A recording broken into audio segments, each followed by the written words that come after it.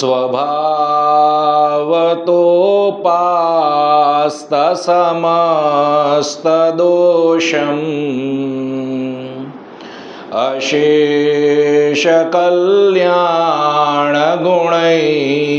अशेषकल्याणगुणैकराशिं व्योहाङ्गिनं ब्रह्म परं वरेण्यं ध्यायेम कृष्णं कमले क्षणं हरिम् अंगे तु वामे वृषभानुजां मुदा विराजमानां मनोरूपसौभगाम् सखी सहस्रै परिसेवितां सदा स्मरेम देवीं सकलेष्टकामदाम्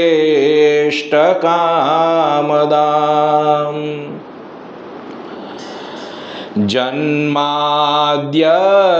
यतोऽन्वयादितरत् शार्थेष्वभिज्ञः स्वराट् तेने ब्रह्महृदाय आदिकवये मुह्यन्ति यत्सूरयः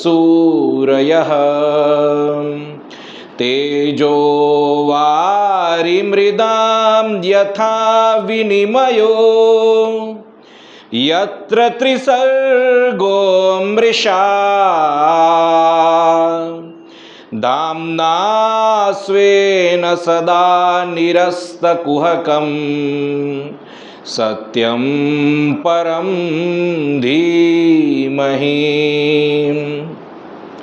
धर्मः प्रोच्चितकैतवोऽत्र परमो निर्मत्सराणां सतां वेद्यं वास्तवमत्र वस्तु शिवदं तापत्रयोन्मूलनम्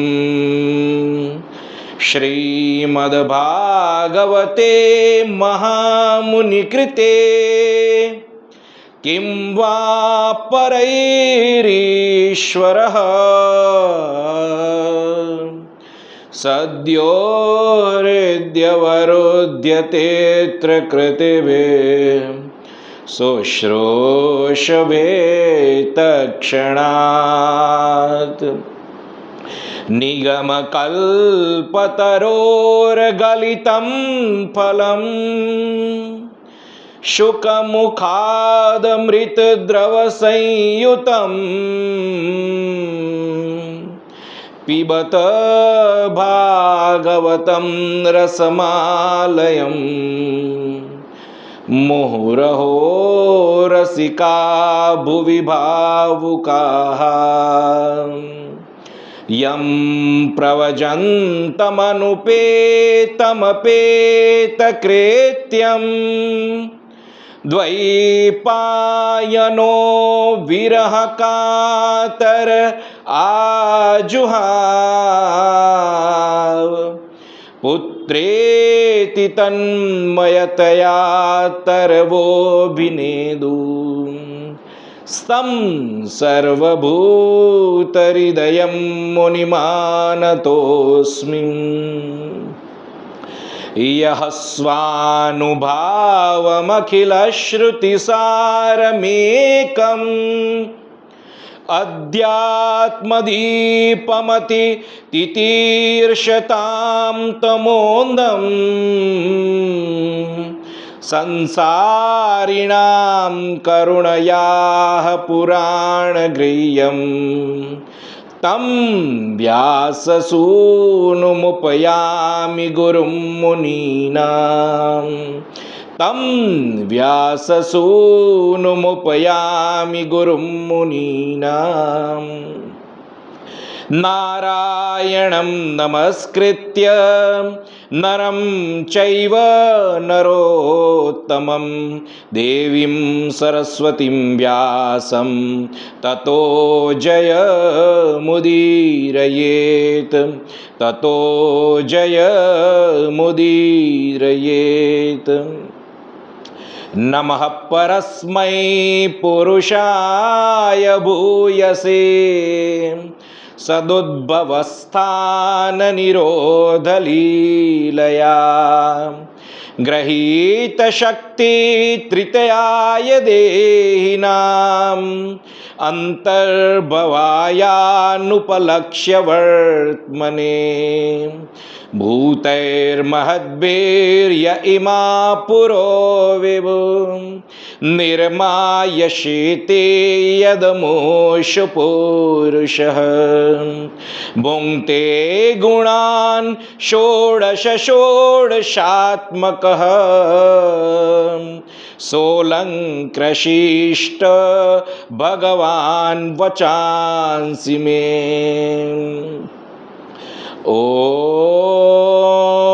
सच्चिदानन्दरूपाय विश्वोत्पत्त्यादिहेतवे तापत्रयविनाशाय श्रीकृष्णाय वयं नुमः। बोलो कृष्ण कन्हैया लाल की जय। नित्य क्रम के अनुसार कीर्तन प्रारंभ करते हैं।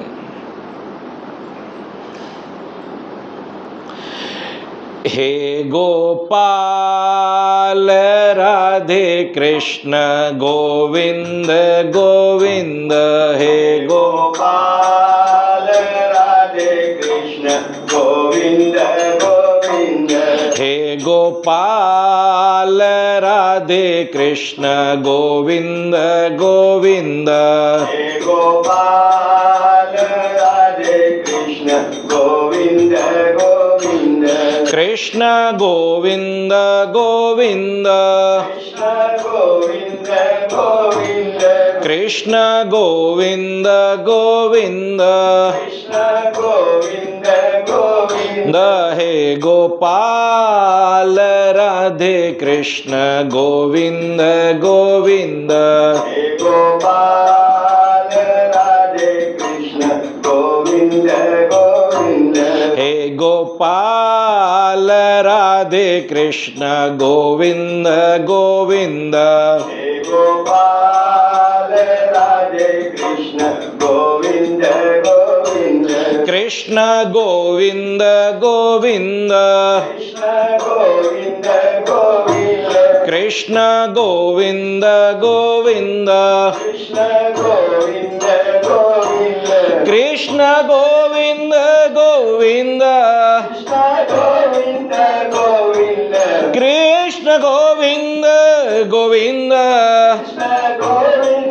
गोविंद। हे गोपाल राधे कृष्ण गोविंद गोविंद।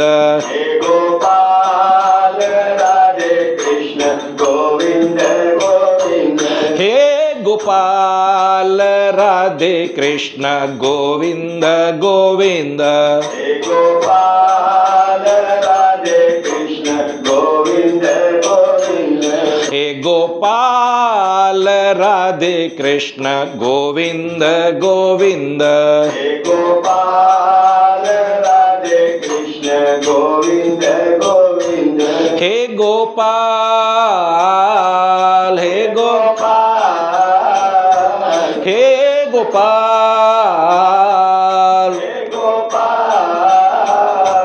हे गोविंद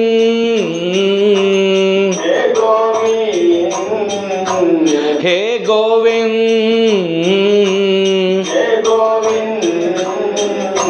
हे गोपाल राधे कृष्ण गोविंद गोविंद। हे गोपाल राधे कृष्ण गोविंद गोविंद। हे गोपाल राधे कृष्ण गोविंद गोविंद। हे गोपाल राधे कृष्ण गोविंद गोविंद। कृष्ण गोविंद गोविंद। कृष्ण गोविंद गोविंद। कृष्ण गोविंद गोविंद। कृष्ण गोविंद गोविंद। राधा गोविंद गोविंद। राधा गोविंद गोविंद। राधा माधव माधव। राधे माधव माधव। हे गोपाल राधा कृष्ण गोविंद गोविंद। हे गोपाल राधा कृष्ण गोविंद गोविंद। हे गोपाल राधे कृष्ण गोविंद गोविंद। हे गोपाल राधे कृष्ण गोविंद गोविंद। हे गोपाल राधा कृष्ण गोविंद गोविंद। बोलो कृष्ण कन्हैया लाल की जय। श्री वृंदावन बिहारी लाल की जय। ओम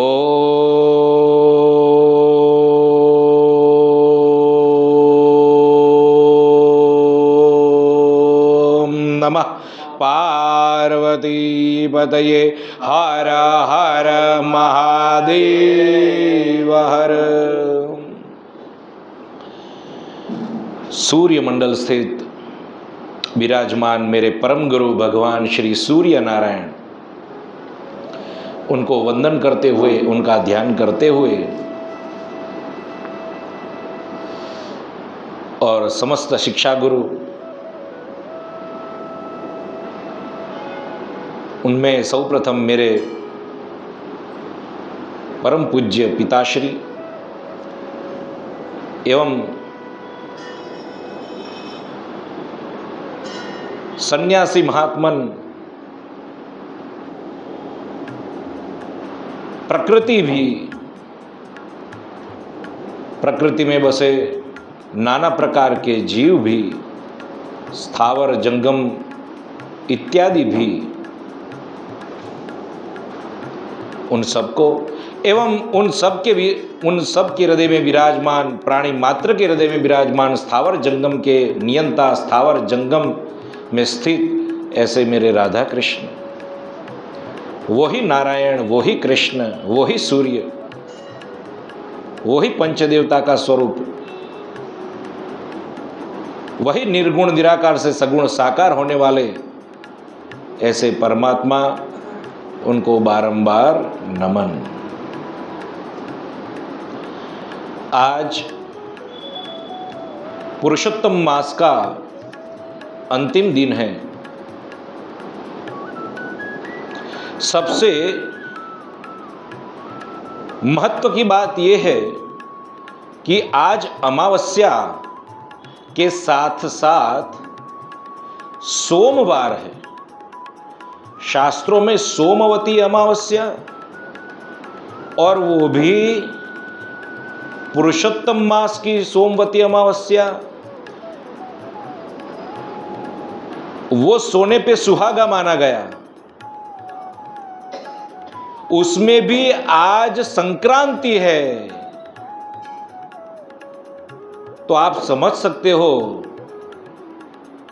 कि कितना पवित्र दिन, संक्रांति के दिन जप तप दान इत्यादि की महत्ता अत्यंत बताई गई है, और पुरुषोत्तम मास में भी बताई गई है, अमावस्या में भी बताई गई है, और सोमवती अमावस्या में भी बताई गई है। तो सब कुछ मिलाकर आज का ये जो दिन है वो अत्यंत श्रेष्ठ दिन है, जप तप दान इत्यादि सबके लिए।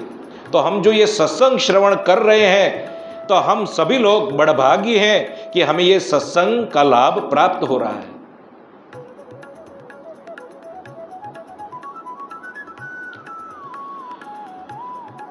पिछले 22 दिनों से, वैसे देखा जाए तो पूरा पुरुषोत्तम मास हमने सत्संग श्रवण किया, लेकिन उनमें से पिछले 22 दिन और आज 23वां दिन केवल और केवल इंद्रमान भंग लीला, गोवर्धन धरण लीला के अंतर्गत जो लीला है उसके विषय में हमने श्रवण किया। और आज गोवर्धन धरण लीला की पूर्णाहुति करते हुए अंतिम जो श्लोक बचे हैं उनके विषय में सत्संग करते हुए आज समापन करेंगे।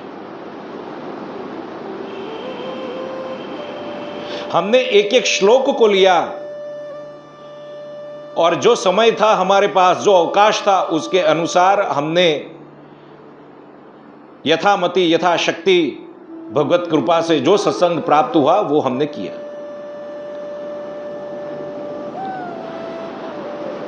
सब लोग बड़ा भागी है, अहोभाग्य है आप सभी का।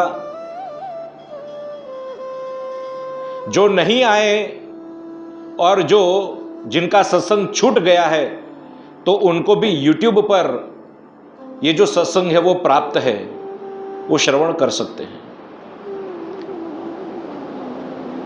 वैसे पांडाल में कथा वक्ता के सन्मुख बैठकर जो कथा श्रवण करने का महत्व है वो अनेरा ही है, दुर्लभ है, विलक्षण है। कल तक हमने देखा, एक बार हम व्यवस्थित रूप से, क्योंकि आज अंतिम दिन है तो पूर्व भूमिका देख लेते हैं।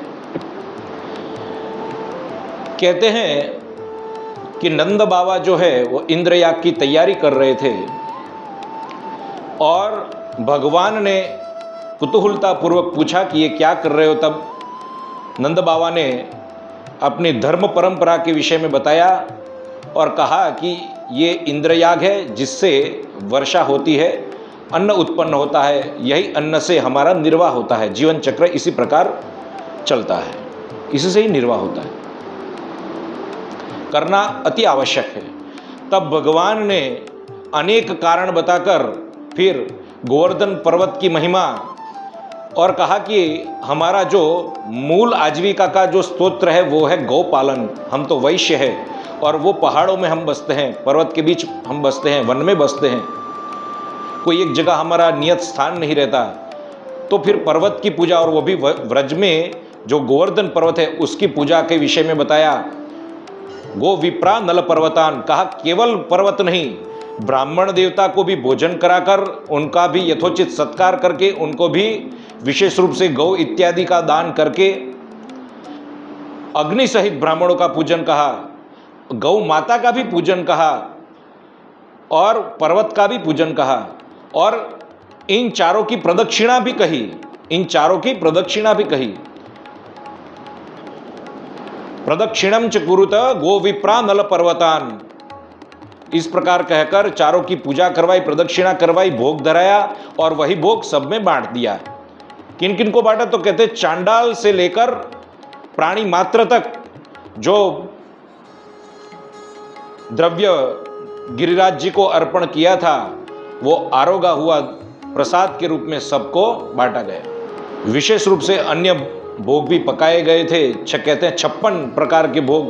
वैसे यहाँ पर 56 प्रकार ऐसा नहीं लिखा, लेकिन जो व्रज में दूध है उस दूध से निर्मित, उस घृत से निर्मित जो भी मिठाई आदि है वो सब पकवान के रूप में, पायस के रूप में धराया गया। अनेक प्रकार के व्यंजन गिरिराज जी ने आरोगा,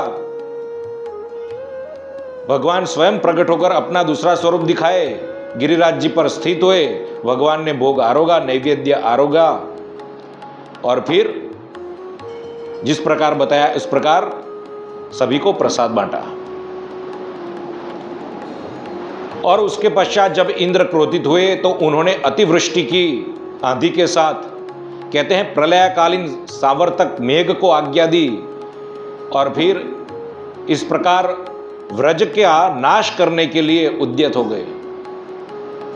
तब भगवान ने जो संकल्प लिया है, जो प्रतिज्ञा की है कि व्रज की मैं रक्षा करूंगा, उस संकल्प को सत्य करते हुए ऐसे अच्युत भगवान ने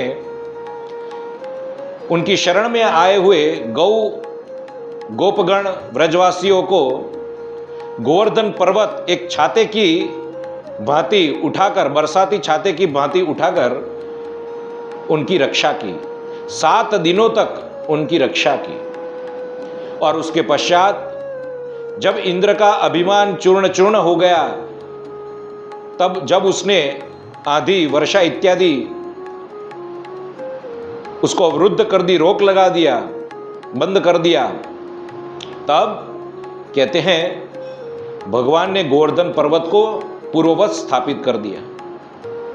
सब लोग अपने अपने घर लौट आए व्रज में, और वहां पर नंद बाबा और गोपगणों के बीच संवाद हुआ, जिनमें गोपगणों ने भगवान के अद्भुत कर्म, उनके विषय में उनकी जो लीला थी, पूतना वध, शकटभंजन लीला, तृणासुर, प्रलंबासुर, वत्सासुर, धेनुकासुर, बकासुर इत्यादि के जो उद्धार के विषय में जो लीला थी, कालिया नाग, कालिया मर्दन लीला, उन सभी के विषय में, दामोदर लीला, उन सभी के विषय में वर्णन किया। और हमने भी संक्षिप्त में जितने हो सके इतने, कुछ कुछ लीला तो हम बहुत गर्भित रूप से गए और वहाँ पर हमने उन लीलाओं का वर्णन किया। उसके पश्चात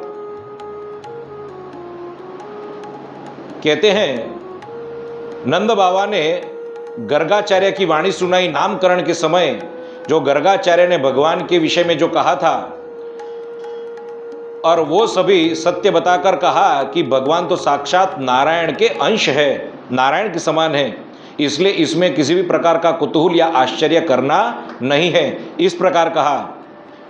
और फिर कहते हैं अब इंद्र जो है वो पधारे और उन्होंने भगवान की सुंदर स्तुति की, और उस स्तुति का भावार्थ भी हमने समझा।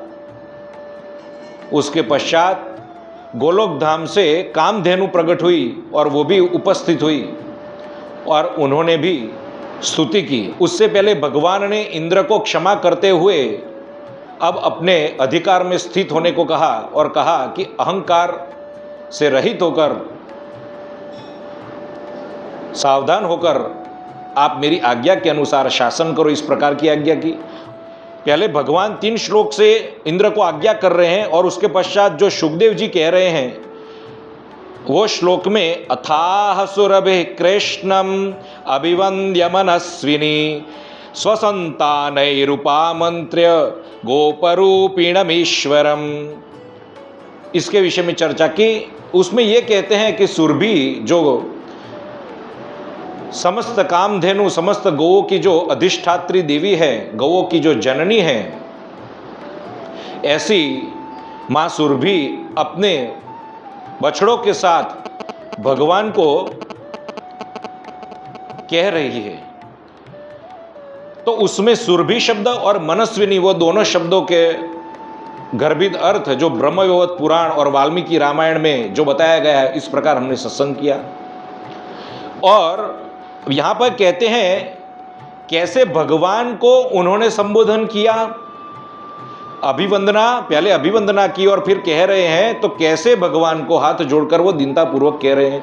तो कहते हैं गोप रूपीणम ईश्वरम, यानी केवल ईश्वर नहीं, केवल गोपाल के रूप में नहीं, जो गोपाल के रूप में है, गोप के रूप में है, ऐसे ईश्वर को गायों ने संबोधा, सुरभि ने संबोधा।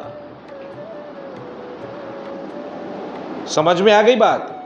जो यहां पर केवल ईश्वर कह सकते थे, या तो फिर केवल गोपाल भी कह सकते थे, गोप कह सकते थे, लेकिन ऐसा नहीं कहा। जो ईश्वर भी है और गोप के रूप में यहां पर उपस्थित है, व्रज में धरा में, व्रज की धरा पर जो गोपाल के रूप में है, ऐसे भगवान जो प्राणी मात्र के नियंता है, सृष्टि के नियंता है, ऐसे भगवान को कह रहे हैं। सुरभिरुवाच कृष्ण कृष्ण महायोगिन विश्वात्मन विश्वसंभव भवता लोकनाथीन सनाथा वयमच्युत।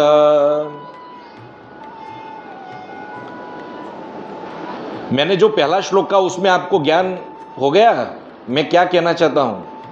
हम ये राधा कृष्ण के जो दर्शन करते हैं वो केवल गोप के रूप में नहीं करने हैं और ना तो केवल ईश्वर के रूप में करने हैं। ईश्वर के रूप में भी करने हैं और गोप के रूप में भी करने हैं। समझ में आ गया?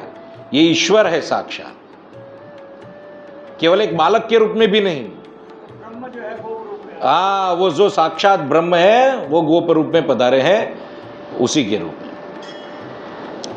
सुरभिर्वाच, और ये जो श्लोक कहा कृष्ण कृष्ण, 2 बार कृष्ण कहा। हमने कई बार समझा चुका हूं कि 2 बार कृष्ण क्यों कहते हैं। एक बार भगवान का सच्चिदानंद स्वरूप, दूसरी बार शरणागत हम हुए हैं। इस प्रकार कहते हैं कि विश्वात्मन, आप कौन हो? इस विश्व के आत्मा स्वरूप, प्राणी मात्र के आत्मन हो आप, समूचे विश्व की जो आत्मा है, ऐसे भगवान। और विश्व संभव, जिन्होंने इस विश्व की रचना की है, ऐसे हे भगवान। विश्व की रचना के पीछे मूल कारण भी वो है, ऐसे भगवान। कहते हैं महायोगिन, जो योगेश्वरों के भी ईश्वर हैं, ऐसे महायोगी, केवल योगी नहीं, जो योगेश्वरों के भी ईश्वर हैं। अपनी ऐश्वर्य शक्ति, योग माया का आश्रय लेकर, अचिंत्य ऐश्वर्य शक्ति का आश्रय लेकर जो कुछ भी करने में समर्थ है, ऐसे भगवान। कहते हैं भवता लोकनाथेन सनाथा वयमच्युत। अब यहां पर क्या कह रहे हैं कि हम तो अनाथ हो गई थी, हम तो अनाथ हो गई थी। क्यों? वस्तुतः जो गोलोक में जो कामधेनु है, उनके वो इंद्र किनको मानती थी? जो स्वर्ग में जो देवता है, स्वर्ग के जो राजा है, देवराज इंद्र है, उनको इंद्र मानती थी। इंद्र का दायित्व बनता था कि पृथ्वी पर जितनी भी गायें हैं उनकी रक्षा वो करे। त्रिलोक पर शासन इंद्र का माना जाता है, इसलिए तो त्रिलोकेश कहते हैं, लोकेश। लेकिन वो रक्षा न करके उनका नाश करने का जो उद्यम किया, इसके कारण गौलोक की गैया पृथ्वी पर आकर भगवान कृष्ण के सन्मुख कह रही है, हम तो अनाथ हो गए थे। विश्वास तोड़ दिया, ऐसा किया, हमारा नाश करने का उद्यम किया। तो आपके द्वारा हमारी रक्षा हुई और इस प्रकार आपको हमारे नाथ के रूप में, स्वामी के रूप में प्राप्त होकर आज हम धन्य हो गए, आज हम धन्य हो गए। तो गौ माता ये कहती है। आपको क्या ये पता है कि गाय माता और ब्राह्मण का कुल, ब्राह्मण देवता का कुल एक ही है? च्यवन ऋषि क्या कह रहे हैं कि ब्राह्मणानाम गवाम चैव कुलमेकम विधाकृतम। एक जो है, दोनों का कुल एक है, एक मंत्र में स्थित है, ब्राह्मण देवता मंत्र में स्थित है, और जो गौ माता है वो हवि में स्थित है। ये दोनों के बीच जितना ही अंतर है, ब्राह्मण देवता मंत्र में स्थित है और गौ माता हवि में स्थित है। गौ माता का एक नाम संस्कृत में हविर्धानी, जो हविदा प्रदान करती है, हवि प्रदान करती है। गौ माता के कितने सारे नाम हैं। हर बार शास्त्रों में गो विप्र गो विप्र गो विप्र इसलिए ही आता है कि दोनों का कुल एक है और दोनों से ही धर्म का निर्वाह होता है। गोमय, गोमय वसते लक्ष्मी सभी के रूप में आ गया। गाय का कोई ऐसा अंग बाकी नहीं है, यानी वो जो देती है हमको, उनमें से ऐसा कोई अंग ऐसा बाकी नहीं है कि जो हमारे लिए कल्याणकारी सिद्ध न हो। आप किसको हवन कहते हैं? देव यज्ञ, ये वो तो देव यज्ञ हुआ, लेकिन मनुष्य को स्वयं को उसका प्राशन करना चाहिए। भगवान स्वयं प्राशन करते हैं, यानी ग्रहण करते हैं, तो वो भी एक यज्ञ के रूप में है। सात्विक वस्तु यदि आप ग्रहण करोगे तो वो भी एक यज्ञ है, ये भोजन भी एक यज्ञ है। आपको निश्चित रूप से बता दूं, हमारे पिताश्री बचपन में यदि हम कभी कभी बिना घी का यदि भोजन ले, गाय के घी के बिना का भोजन, तो हमें तुरंत टोकते थे। क्या कहते थे? अरे ये आसुरी भोजन है। क्या है? आसुरी भोजन है। गाय के घी के बिना का भोजन आसुरी भोजन होता है, वो माना नहीं गया। और गाय के घी की महत्ता जाननी है? एक बार आपने ले लिया, यानी पहली बार जब लिया, थाली में जब परोसा तब परोसा, उसके बाद झूठी थाली में, समझ रहे हो, झूठी थाली में गाय का घी परोसा नहीं जाता, पहले ही दे दिया जाता है अलग से कटोरी में। यह हमारी परंपरा थी, यह शास्त्रोक्त परंपरा है। अभी भी राजस्थान और कई साधु संत जहां पर जो शास्त्रोक्त रूप से जो चलता है वहां पर यह चलता है। तो गाय का घी झूठी थाली में परोसा नहीं जाता, इतनी महत्ता है, आसुरी भोजन माना गया है। तो कहने का तात्पर्य आयुर्वेद से लेकर, ये तो च्यवन ऋषि ने कहा, आयुर्वेद में भी कितनी महत्ता है उसकी, अत्यंत महत्ता है। कई प्रकार के रोग गाय से जो प्राप्त दूध इत्यादि है इससे दूर हो जाते हैं। तो अब यहां पर कहते हैं हम तो सनात हो गए और आपको प्राप्त करके धन्य धन्य हो गए। तो वस्तुतः वर्तमान में गौ और ब्राह्मण देवताओं की जितनी उपेक्षा की गई, इसके कारण ही ये जड़मती हो गई। ये जड़मती जो है ना अभी, इसी के कारण ही है। कितना भी सत्संग कर लो, कितना भी कर लो, लेकिन पात्र ऐसा होना चाहिए ना टिकने के लिए। बारिश तो भगवान दे रहा है, वर्षा तो कर रहा है, लेकिन पात्र होना चाहिए ना ऐसा। सिंगनी का जो दूध होता है ना, वो सोने के पात्र में उसको धारण करना पड़ता है, सुवर्ण का पात्र चाहिए, अन्यथा फट जाता है, इतना तीव्र रहता है। तो उसी प्रकार सत्संगो प्राप्त करने के लिए उसको टिकाना है, तो इस प्रकार सात्विक आहार विहार चाहिए। सात्विक आहार, सात्विक विहार, इस प्रकार की दिनचर्या चाहिए, तब जाकर पड़ता है। अन्यथा अभिमान, अभिमान के रूप में ही व्यक्त होता है। मैं भी जानता हूं, क्या ये सब तुम कर रहे हो, मैं सब कुछ जानता हूं, बोलो अब, ऐसा कहकर खड़ा रहेगा सामने वाला। पचा नहीं है ना, पचाना अत्यंत मुश्किल है। सत्संग पचाना, ज्ञान पचाना सबसे बहुत कठिन बात होती है, ज्ञान पचाना। इसलिए तो ज्ञान की बातें नहीं होती है, भगवान की लीला भी उससे भी अधिक, क्योंकि वो लीला, फिर उस लीला में दोष दृष्टि उत्पन्न हो जाती है। यदि लीला का ठीक रीति से बोध नहीं हुआ तो वो लीला भी मनुष्य के हृदय में संशय उत्पन्न करने वाली हो जाती है। जैसे कि दामोदर लीला, ऐसा कैसे हो सकता है, 2 अंगुल ही कम पड़े। तर्कवादी लोग ये तो यही करेंगे ना, 2 अंगुल कैसे कम पड़ सकते हैं? ना तो भगवान का नाप कम हो रहा है उनकी कटी प्रदेश का, उनके उदर का, और ना तो अंगुल कम पड़ रहे, ना तो रस्सी कम पड़ रही है, 2 ही अंगुल कम पड़ रही है। तो ये तर्क वाले जो आजकल की जो पीढ़ी है, या तो फिर पहले की भी पीढ़ी हो, लेकिन जब तक उनमें लीला का बोध नहीं होगा, ज्ञान, उसके पीछे का विज्ञान नहीं, तो नहीं समझ सकेगा। सत्संग पचाना भगवान की कृपा चाहिए। इसलिए गौ का दूध, गाय का घी, ये सब आहार के रूप में हमको स्वीकृत करना चाहिए, ग्रहण करना चाहिए। आगे कहते हैं, त्वं नः परमकं दैवं त्वं न इंद्रो जगत्पते भवाय भव गो विप्र देवानां ये च साधवः। अब गौ माता क्या कह रही है, सुनो, कि त्वं नः परमकं दैवं, आप ही हमारे सर्वश्रेष्ठ देवता हैं। आप ही, त्वं न इंद्रो जगतपते, हे समस्त जगत के अधिपति, आप ही हमारे इंद्र हैं, आप ही हमारे इंद्र हैं। भवाय भव गो विप्र देवानाम ये च साधव, केवल हमारे नहीं, आप गायों के, विप्र के, ब्राह्मण देवता के और समस्त देवताओं के भी आप ही भगवान, आप ही सर्वश्रेष्ठ देवता हो। ऐसा यहां पर घोषणा कर दी, उद्घोष कर दिया, विनंती के रूप में उद्घोष ही कर दिया। और वो ऐसे नहीं बोल रही है, कोई कहे कि भी आप ऐसे कैसे बोल सकती है, वो मैंने कल ही बताया था कि भगवान के वाम पार्श्व से उत्पन्न ऐसी सुरभि और समस्त गौ, वो कोई सामान्य नहीं है, गोलोक से जो प्रकट हुई है और पृथ्वी पर आई है। अब यहां पर क्या कह रही है,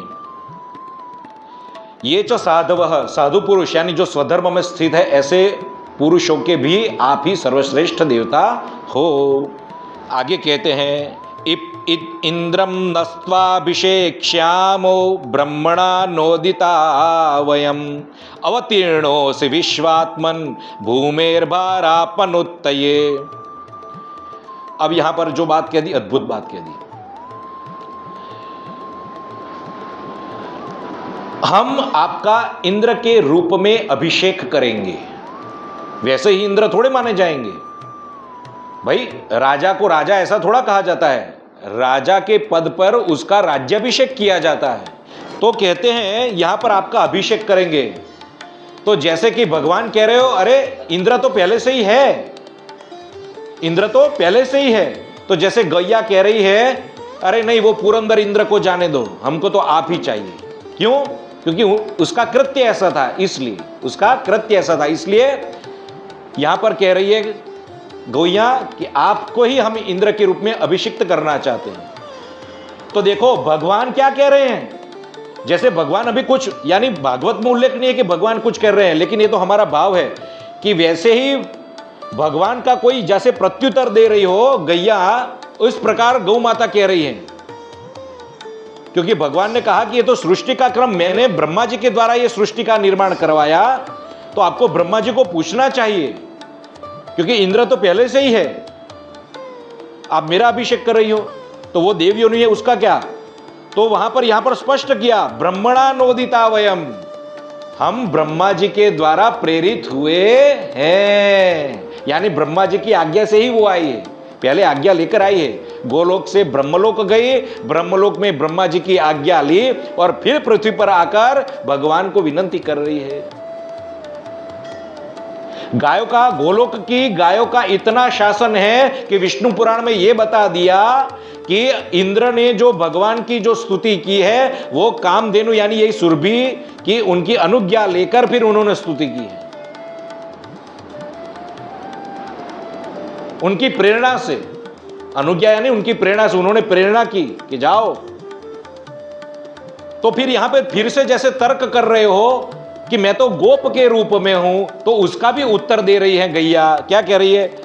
अवतीर्णो से विश्वात्मन, आप प्राणी मात्र के विश्व के आत्मन हो और आप ही निर्गुण निराकार सगुण साकार का रूप धारण करके अवतीर्णो से विश्वात्मन भूमेर भारा पनुत्तये, ये भूमि पर जो भार है उसका हरण करने के लिए, भूमि का भार दूर करने के लिए आप पधारे हैं। आपका अवतार का विशेष प्रयोजन तो ये है। तो आप वस्तुतः आप इंद्र क्यों नहीं हो सकते? आप हो ही सकते हो। आप कोई सामान्य गोप हो ही नहीं, आप कोई सामान्य गोप नहीं हो, आपने तो अवतार धारण किया है। आप स्वयं भगवान हो, विश्व के आत्मन हो। इस प्रकार फिर गैया कह रही है, सुरभि जी कह रहे हैं और आगे कहते हैं, श्री शुक उवाच एवं कृष्णमुपामन्त्र्य सुरभि पयसात्मनः जलैराकाश गंगाया ऐरावत करो धृतैः। आहा, अब ये जो कहा, इस प्रकार सुरभि सवत्सा अपने बछड़ों के सहित जब भगवान श्री कृष्णचंद्र को, कृष्ण जिन्होंने सबका चित्त आकर्षित कर लिया है, सबके पापों का कर्षण करने वाले ऐसे भगवान, उनको जब इस प्रकार कहा तो कहते हैं उसके पश्चात अब गाय ने क्या किया, गौ माता ने क्या किया? अब तो कहते हैं सुरभि पयसात्मनः, अपने पयोधर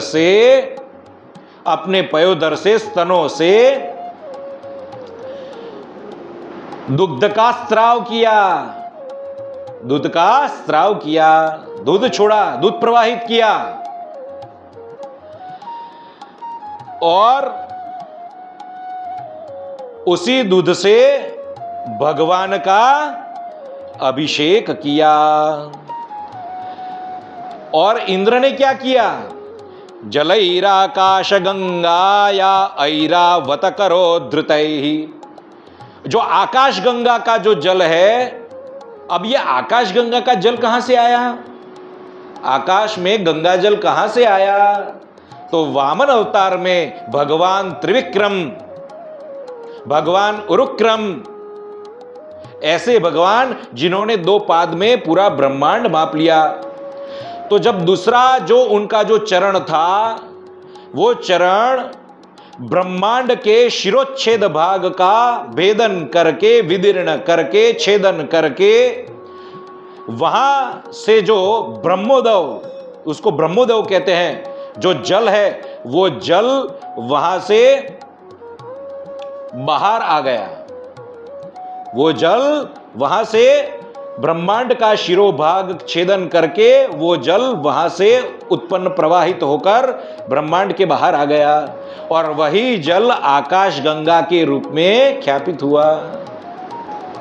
वो आकाश गंगा का जल कि जो भगवान के अंगुष्ठक, उसके जो नख है, उसके द्वारा जो विदीर्ण हुआ है, ऐसा ब्रह्मांड से उत्पन्न समुत्पन्न ऐसा जल ब्रह्मोदय, वो जल आकाश गंगा बन गया।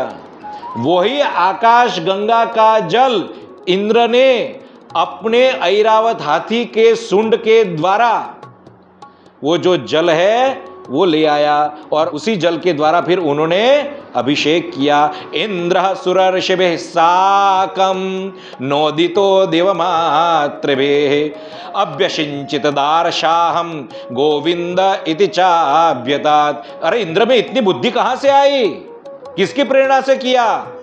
नोदितो देवमातृभिः, देवमातृभिः 2 अर्थ बताए हैं श्रीधरी जी ने यहां पर उनके। एक, देवों की माता अदिति से प्रेरित होकर, और देव और अन्य जो मातृकाएं हैं उनसे प्रेरित होकर। कहते हैं केवल इंद्र ने नहीं, सुरर्षि भी, यानी अन्य महर्षिगण ऋषिगणों के साथ अभ्यसिंचित दार्शाहम। दार्शाह किसका नाम है? कृष्णचंद्र का नाम है। दाशार्ह कुल में जो उत्पन्न हुए हैं, ऐसे भगवान उन दाशार्ह का, कृष्ण का अभिषेक किया। बोलो कृष्ण कन्हैया लाल की जय। और गोविंद इति चाभ्यतात, क्या नाम दिया? गोविंद इति चाभ्यतात, गोविंद नाम रखा। भगवान का नाम क्या रखा? सबने मिलकर गोविंद नाम रखा। गोविंद का अर्थ क्या होता है? गवाम विंद गोविंद, जो इंद्र बनकर गौ माता को और स्वर्ग को धारण करता है, उनको कहते हैं इंद्र। अब वास्तविक इंद्र कौन हो गए? जो इंद्र बनकर गौ माता को और स्वर्ग को जो धारण करता है, उनको कहते हैं गोविंद। बोलो गोविंद भगवान की जय। तो यहां पर सुंदर श्लोक के द्वारा क्या कह रहे हैं? तत्रागतास्तुम वरुणारदादयो गंधर्व विद्याधर सिद्ध चारणाः जगोर्यशो लोकमलापहं हरे सुरांगना सन्नृतिर्मुदान्विताः। कहते हैं तुम्बरु इत्यादि जो गंधर्व है, चारण है, विद्याधर है, देवर्षि नारद है, वो पहले से ही वहां पर उपस्थित हो गए थे। और जगुर यशो लोकमलापहम हरे, भगवान के उन निर्मल यश का गान करते थे। कैसा निर्मल यश? कि जो इस लोक के पाप का मार्जन करने वाला है, प्रक्षालन करने वाला है। लोक पाप प्रणाशकम, ऐसे लोक के इस मल को, इस पाप को दूर करने वाले ऐसे भगवान के निर्मल यश का उन्होंने गान किया। और उस समय सुरांगना, यानी जो अप्सराएं हैं, उन्होंने प्रसन्न होकर नृत्य किया, प्रसन्न होकर नृत्य किया। देखो अप्सराएं जो हैं, ये इस पर से भी हमको एक सीख लेनी चाहिए। बोध ये है कि देवलोक की अप्सरा प्रसन्न होकर जो नृत्य अपनी जो उनके पास जो कला है, वो कला का उपयोग विनियोग वो देवताओं को प्रसन्न करने के लिए कर रही थी, आज उन्होंने भगवान को प्रसन्न करने के लिए यहाँ पर किया है। तो इसी प्रकार हमें भी सीखना है कि हम मनुष्य लोक में जो हमारी जो बच्चियां हैं, कन्याएं हैं, तो उनको हम भरतनाट्यम, कथक ऐसे भारतीय संस्कृति के अनुसार जो श्रेष्ठ श्रेष्ठ नृत्य हैं, जो ऋषि मुनियों द्वारा ही जिनकी रचना हुई है, तो वो क्यों न सिखाए, निश्चित रूप से सिखाए, निश्चित रूप से सिखाना चाहिए। क्योंकि वो नृत्य जैसा तैसा नृत्य नहीं है, वो एक साधना है। संगीत एक साधना है, संगीत एक साधना है, नृत्य एक साधना है, और वो नृत्य बहुत कठिन है। वो नृत्य को भगवान को प्रसन्न करने के लिए यदि सीखा जाए तो नृत्य से हमारी संस्कृति बच सकती है। जो आज की जो युवा पीढ़ी है, वो जो आपराधिक मार्ग पर जो चल रही है, अपने तेज का जो हनन कर रही है, उस मार्ग पर जाकर जो भटक गई है, अपना चरित्र गंवा बैठी है, और जिनके कारण उनके पूर्वज, उनके पितर दुखी हैं, उनके माता पिता जो दुखी हैं, जो श्राप दे रहे हैं, वो हमारी संतान भटकनी बंद हो जाएगी। कुमार्ग से सन्मार्ग पर लाने का एक ही श्रेष्ठ यदि कोई उपाय है तो अपनी संस्कृति के विषय में ज्ञान दो, भारतीय संस्कृति के विषय में समझाओ कि हमारे पास भी, अरे वो पब में जाए, वो अंग्रेजी गाना गाए, वो विभत्स ऐसे नाच गान करे, उससे अच्छा है कि हम उनको बचपन से ही ऐसे नृत्य में लगाएं, ऐसे नृत्य में लगाएं। आगे कहते हैं, तम तुष्टुर्देवनिकाय केतवो व्यवाकिरंश्चाद्भुत पुष्पवृष्टिवे लोकापरां निर्वृतिमाप्नुवंस्त्रयो गावस्तदागामनयन् पयोद्रुताम्। यहां पर क्या कह रहे हैं? उन सभी ने, कहते हैं देवनिकाय केतवो, देवों में भी जो ध्वज के समान जो शिरोमणि है, ऐसे मुख्य मुख्य देवताओं ने भगवान की प्रसन्न होकर स्तुति की। और कहते हैं उन्होंने जो नंदनवन इत्यादि जो है वहां से पुष्प लाकर ऐसे दिव्य पुष्पों की वृष्टि की। बोलो कृष्ण कन्हैया लाल की जय।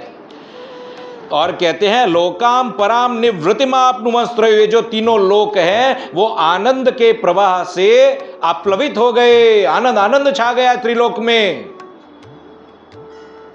इतनी आनंद राशि थी कि सब लोग प्रसन्न प्रसन्न हो गए। और कहते हैं और इतनी आनंद थी, इतना आनंद था, तो कहते हैं गावस्तदागामनयन् पयोद्रुताम्, गैया ने इतना दूध स्त्रवित किया, इतना दूध जरा अपने अंचलों से, अपने पयोधरों से, अपने आंचलों से इतना दूध स्त्रवित किया कि ये जो पृथ्वी है वो पंकिल हो गई, यानी ये जो पृथ्वी है गिली गिली हो गई, यानी पृथ्वी गाय के दूध के कारण कीचड़ सरीखी हो गई।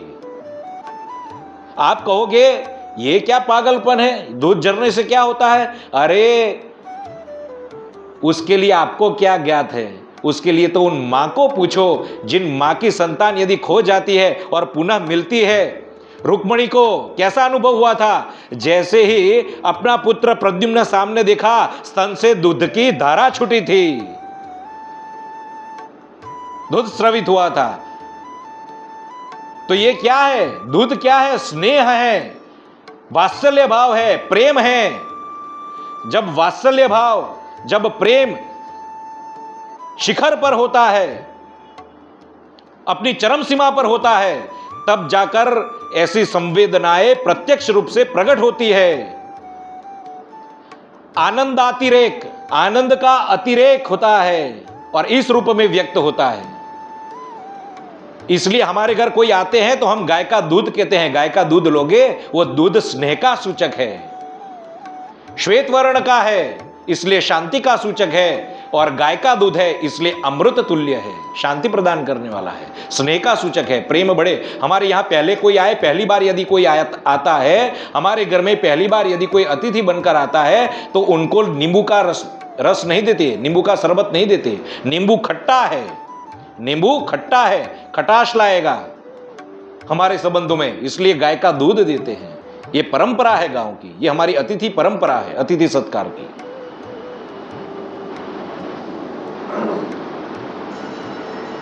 कहते हैं, अब इसका प्रभाव कहते हैं, नाना रसौधा सरितो वृक्षा आसन मधुस्रवाः अकृष्ट पच्यौषधयो गिरयो बिभ्रदुन्मणीन्।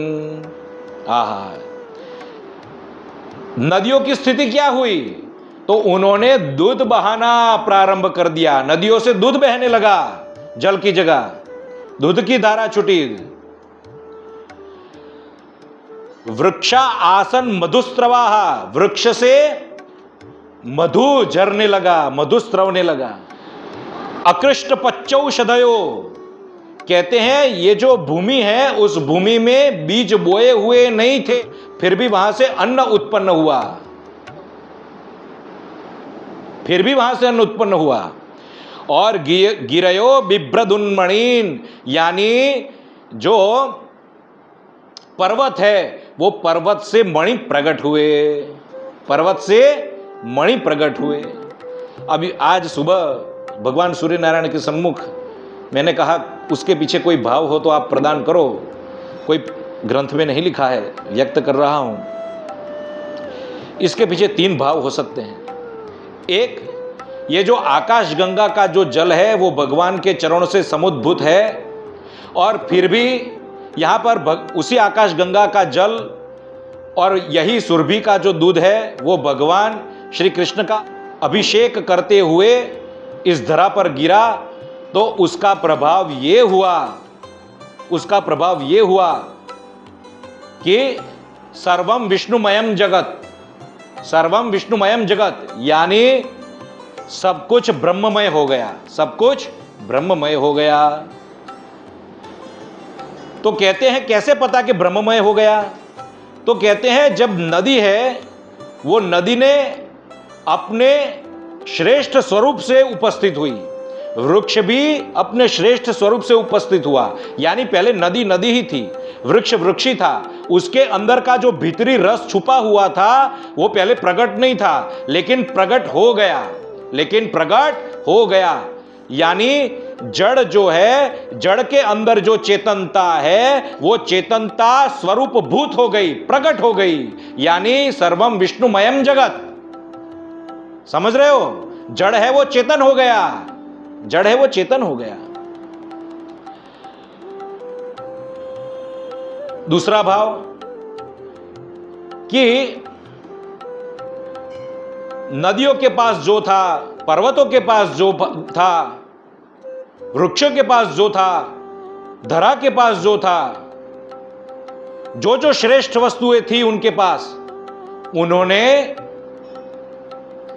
प्रसन्न होकर, जैसे शोभा यात्रा निकलती हो, भगवान की शोभा यात्रा निकलती है, तो आप कोई नृत्य जानते हो, आप कोई संगीत जानते हो, आप कोई वाद्य बजाना जानते हो, तो आप क्या करोगे? उसका उपयोग विनियोग करोगे ना, कोई शोभा यात्रा में भगवान को प्रसन्न करने के लिए। इसलिए यहां पर साक्षात भगवान का अभिषेक हुआ है, तो ये जो जड़ वस्तुएं हैं वो भी अपना जो रहस्य है, वो जो अपने पास जो श्रेष्ठ श्रेष्ठ वस्तुएं हैं उसको लेकर प्रकट हुई है, उसको लेकर प्रकट हुई है उनकी सेवा में।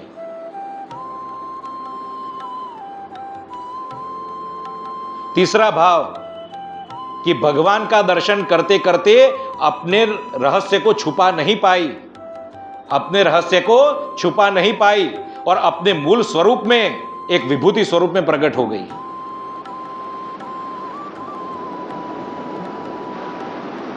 उस दिव्य आकाश गंगा का जल, उस सुरभि का दूध का प्रभाव और भगवान का अभिषेक, यानी भगवान का चरणामृत बन गया, अब तो अभिषेक वाला जल हो गया, उसका इतना प्रभाव। तो यानी यहां से हमें यह बोध प्राप्त होता है कि भगवान का पर जो हम अभिषेक करते हैं वो चरणामृत, हमें भी वो अभिषेक वाला जल हमें लेना चाहिए, ग्रहण करना चाहिए। जो पंचगव्य से, जो पंचामृत से हम भगवान का जो अभिषेक करते हैं वो हमें ग्रहण करना चाहिए। आगे कहते हैं, कृष्णे विषिक्त एतानि सत्वानि कुरु नंदन निर्वैराण्य भवंस्तात क्रूराण्यन्यपि निसर्गतः। कहते हैं भगवान कृष्ण का ऐसा अभिषेक हुआ तो हे कुरुनंदन, हे परीक्षित, इसका प्रभाव क्या हुआ? तो पृथ्वी पर जो परस्पर जो वैर रखने वाले जो प्राणी थे वो भी निर्वैर स्वभाव वाले हो गए। सांप और नेवला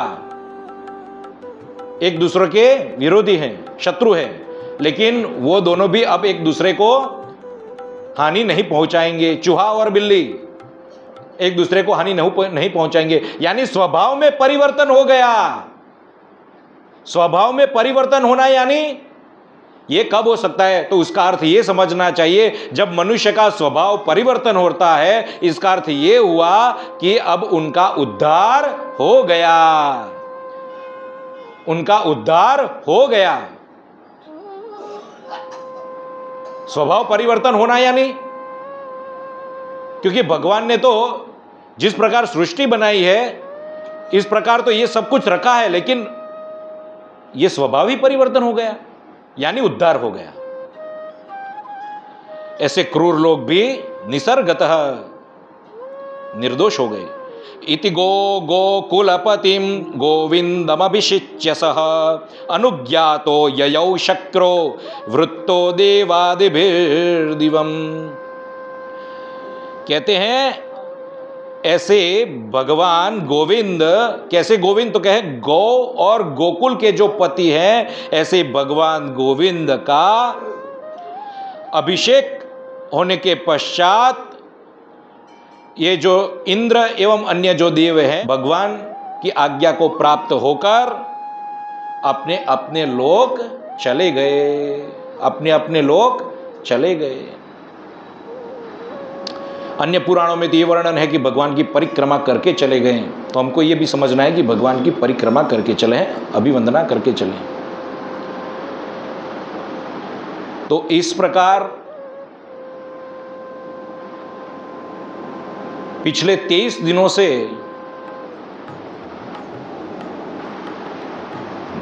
गोवर्धन धरण ये जो लीला है, इंद्रमान भंग लीला, श्लोकार्थ सहित हमने श्रवण किया। मैं ये मानता हूँ मेरे पूर्वजों का,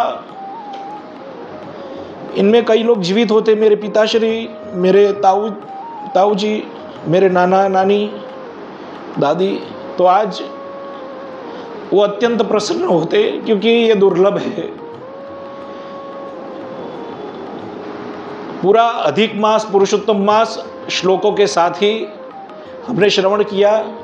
एक एक पद पर यथामति यथाशक्ति समय उसके अनुसार भगवान ने जो जो जैसी जैसी सुविधा बनाई ऐसा हमने श्रवण किया।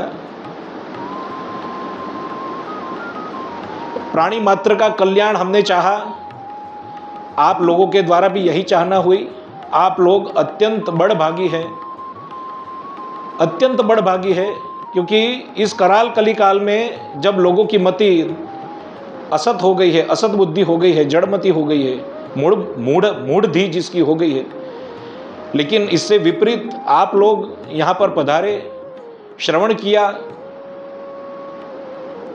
क्योंकि श्लोक के साथ श्रवण करना यानी प्रायः लोगों को आलस और निंद्रा के प्रभाव में आ जाते हैं, लेकिन आप लोग वो प्रभाव में नहीं आए, अत्यंत सावधानी से श्रवण किया। 3 वर्ष के पश्चात ऐसा योग बनता है, और उसमें भी आज सोमवती अमावस्या, संक्रांति भी है, इतना महत्व का दिन, अधिक पुरुषोत्तम मास का दिन, जप तप दान सत्संग सभी की दृष्टि से देखा जाए तो श्रेष्ठ है। आज का एक एक जो समय की जो क्षण है उसका हम सदुपयोग करें। और आप हमेशा प्रसन्न रहें। आप हमेशा सत्संग श्रवण करते रहें। बस ऐसी ही हमारी श्रेष्ठ भावना है। कभी भी वक्ता में किसी भी प्रकार का दोष हो तो नहीं देखना चाहिए। इसी प्रकार हम भी श्रोताओं में दोष नहीं देखते, उनको सावधान करते हैं। तो मुझे विश्वास है कि ये जो सत्संग है इनके कारण आपका अंतकरण शुद्ध हुआ होगा और भगवान के चरणों में आपकी भक्ति, प्रीति, रति, मति सब वृद्धि हुई होगी। तो आज के सत्संग को भगवान के श्री चरणों में निवेदित करते हुए बोलो कृष्ण कन्हैया लाल की जय, श्री वृंदावन बिहारी लाल की जय। ओम नमः पार्वती पतये, हर हर महादेव हर। धर्म की जय, प्राण की जय। धर्म की अधर्म का प्राणियों में, विश्व का गौ हत्या, गौ हत्या, गौ हत्या, गौ माता की। भारतवर्ष अखंड हो, भारत अखंड हो। सत्य सनातन धर्म की जय। क्या नाम क्या करते हैं? जो यहाँ का क्या बोलते हैं, नगर का जो